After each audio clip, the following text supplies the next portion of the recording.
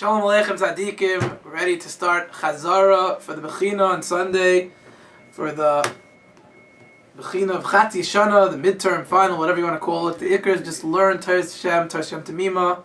All the Chazara, forget about the final, forget about the test, forget about the grade. The Iker is learning Torah and wanting to know Torah, and the Torah should penetrate our hearts. And we should get close to Rabbanu Shalom, as David to Rabbanu Shalom. And more important than all the Torah we're going to learn over Ben Zmanin, that we have to take upon ourselves to learn every single day, that not a day should go by as a Yid that we don't learn Torah. Just like we need to eat every day, we need to sleep every day, we need to learn Torah every day. Okay, we're going to start the Gemara on Chaf Hey Amid Beis. You don't see my Gemara is down here, right here, don't worry. And we are about 6 lines up before the lines get big. Towards the end of the line, Tana Hosifu. I'm going to integrate the sheet number 6, the questions there as I read through. So we're going to chazer through this sheet as well as I read through. Gemara begins. Tana, we learn in a Braisa, Hosifu Aleim, they added to them. What do you mean they added to them? To the list of those Eidim that would be possible to be an Eid, to be possibly a Dayan. We added the following people. Hosifu Aleim, we added to them. Hagazlanim, the thieves, the robbers. V'hachamsanim, and we translated snatchers, which we explained what's a chamsan, somebody who forces someone to sell them something. Basically, either throws down money and takes an object, or takes an object and throws down money. We'll talk later about the difference in that. But forces someone to sell them something. So Gemara asks, Gazlan deraisahu. A gazlan, a thief, is deraisa. It's also on a Torah level. Why do we need to add this as a psul aid or psul dayan? If it's asur deraisa, you're not allowed to be a thief. Of course you're possible to be a witness. Of course you're possible to be a judge. The Gemara doesn't need to teach us this. You don't need to tell us that. Lo nitzrucha, no, we need a gazlan for a specific case. We're talking about a specific type of gazlan. El matzias cheirashot v'katan. If you find an object of a cheirashot v'katan, what we call a chashu, a cheirashot v'katan. Chereshot v'katan, we said a cheresh is a deaf individual. I made a bracha before. A cheresh is a deaf individual. A shota is what we call a tremendously intellectually challenged, who has major disabilities. V'katan is a child. Those 3 individuals. So if you find their object, and you keep it, you keep their object. So now, really, on a deraisa level, you're allowed to keep their object. Why? So this is actually number 2 on our sheet. Why is keeping a lost object of a chashu not stealing? The reason it's not stealing, as we explained, is because they can't acquire any object. A chereshot v'katan has no ability to acquire. Their level of das, their level of intellect is on a lower level. They can't understand how to protect it and how to acquire something, and therefore it's never really theirs. Halachically. Again, this is a halachic reality. It's never really theirs. If it's never really theirs, if you find it, you really got to keep it. You're not taking anyone's object. So therefore, on a deraisa level, it's not robbing anybody. You're allowed to keep it. So that was number 2 on the sheet. So meikara savar, in the beginning we thought, mitzias chereshot v'katan lo shchicha. The lost object that you find, Metzias, the found lost object of a deaf or an intellectually challenged or a child is not lo shchicha. It's not common to find such a thing. Since it's not common, so therefore no big deal. On a deraisa level it's appropriate, it's fine. Even though it sounds a little bit wrong, it's not nice. But since it's lo shchicha, we're not going to make a gzeira and you're still kosher to be an aid, no big deal. So we need to tell us, no! It's possible to be an aid, even if it's lo shchiach, even if it's uncommon, it's not right. You shouldn't be keeping such objects, even though on a Torah level you're allowed. Inami, or we thought the havamina was b'nei darkei shalom ba'alma. It was the only reason you have to give it back is darkei shalom, to keep peace.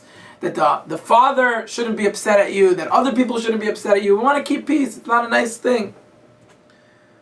So therefore, darkei shalom ba'alma, to keep peace in the world. And that's not such a big deal, maybe. Maybe that's not such a big deal. And maybe since that's not such a big deal, you're really allowed to keep it. And if you keep it, you're not possible for this, even though you should give it back. But since it's only b'nei darkei shalom, maybe you're kosher to be a witness, to be a judge.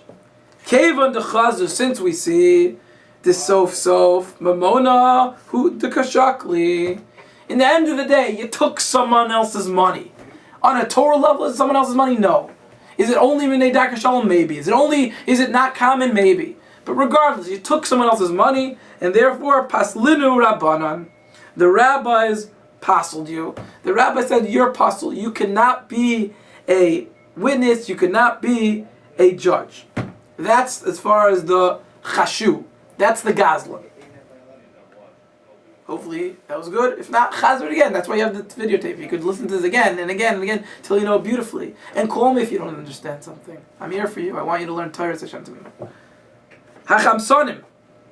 What about the snatcher? Someone who forces someone to sell him something.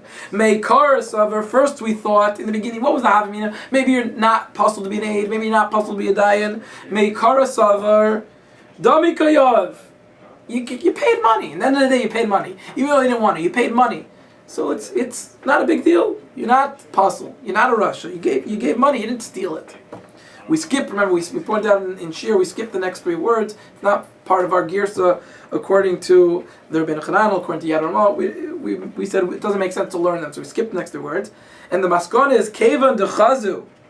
Since we saw the kachatvu that you snatched it, meaning you grabbed it. And you didn't pay first, you threw down the money afterwards, but you snatched it right away. And then you paid the money. So the moment you snatched it, it's like you're stealing. Therefore, Gazru Bahu Rabban, and the rabbis were goyzer that you too are possible to be an aid, possible to be a dayan.